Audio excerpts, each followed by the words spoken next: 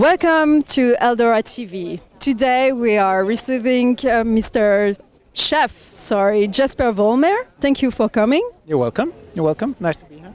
So today we are going to discuss your career. Maybe could you share maybe some inputs of what made you become the chef of the monarchy in Denmark? Of course. I'm not sure that any of our chefs in the CCC have ever applied for the job. I think most of us are asked to do it because I don't know if you ask all the other chefs the same question, but I think most of us have been in the job for many years. Normally in the chef world, you, like I say, you shop around. You go from restaurant to restaurant or from hotel to hotel, not because you're bored, not because that you can't find your roots, but it's normal in the chef world to go around because if you go as a cook in another restaurant, you meet the chef, you learn his food, then you maybe master his food, and then you get curious for other foods, other dishes, and other kinds of food. So then you go to another restaurant. That's very typical in the chef world. But I think for most of the members of the CCC, we've been there for many years, some even more, several decades.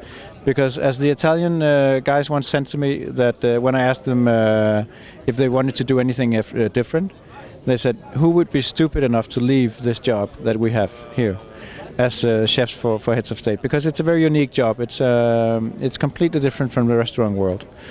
Sorry, and how long have you been working there? For the morning? Yeah, nearly 1 decade. Next year it's my 10th year. Congratulations. Thank you. And how many people is working with you? I have 3 chefs beside me in the daily brigade, and then of course when we have the big banquets, I hire in my extra staff from outside, and almost all of them are from my previous restaurant world, my network from previous jobs that are hanging on to me. You know, I can show them my world instead of the restaurant business, so they love coming in to help me to the big banquets. And are you free to compose your menu? The way it is in Denmark is that the Prince of Denmark, he's French, and he's had his whole youth life in Vietnam, actually. So the food in the royal Danish family is a combination of mostly French food, Danish food of course, and then the Asian cuisine as well from Vietnam. So the way it is that I suggest the menus for everyday life and of course the banquets, and then the prince is responsible for the cuisine, and he sometimes he says this looks good, let's have that, or he changes it completely because he has another point of view, or maybe he got lucky on a hunt, have some game to share, or maybe he found some mushrooms on the way home from something, and he's very good at he's very big a very big gourmet. So he brings stuff home all the time that he finds in nature, or it's very great. So sometimes I may have a menu ready, and he changes it at last minute because he brought something home, and that's funny. That makes me it's funny to be able to improvise in the last minute. But mostly they choose from the suggestions I give them, and then it's a daily dialogue on what's for tomorrow. And do you cook most likely local, or do you have like a backdoor garden? We're very lucky in Denmark to have we have 4 castles in Denmark where they live. They move around the whole year. They have like the cyclists, but the place we live in the most of the year, we have a very big garden and a very big kitchen garden. So we never buy any greens for royal family. Everything is homegrown. So when we have this, we have of course the Nordic climate in Denmark. So we don't have many particular exciting vegetables in the wintertime, but we save all the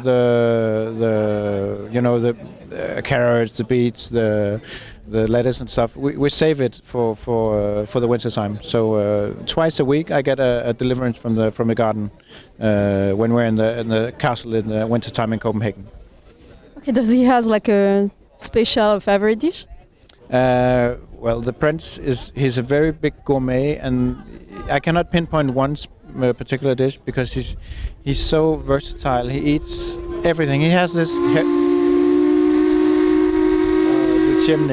the chimney.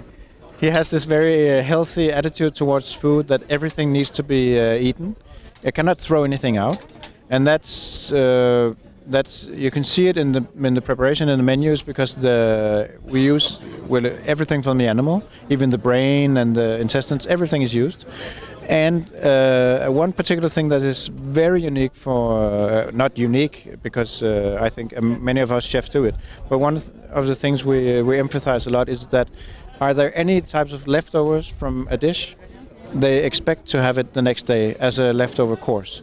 So we sat down, actually, it was a very fun moment. I sat down with all my chefs and the prince, and we did like a brainstorm of all the things you can think of with leftovers, like a guidance. So every time you have a fish or 3 carrots, you can make it in a small quiche or whatever. We never throw anything out. Everything is used, and we may have a deal, have an agreement on the menu for tomorrow, but I can change it if I have leftovers from yesterday. They expect if they see a piece of lamb go out, they expect a lamb dish tomorrow as a leftover dish.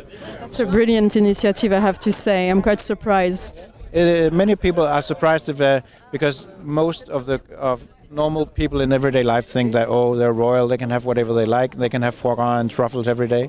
But no, they eat simple, nice food and eat all the leftovers the day after. It's a very healthy way of seeing the kitchen. Thank you. So thank you for joining us today. That was Chef VOLLMER. Thank you. Thank you.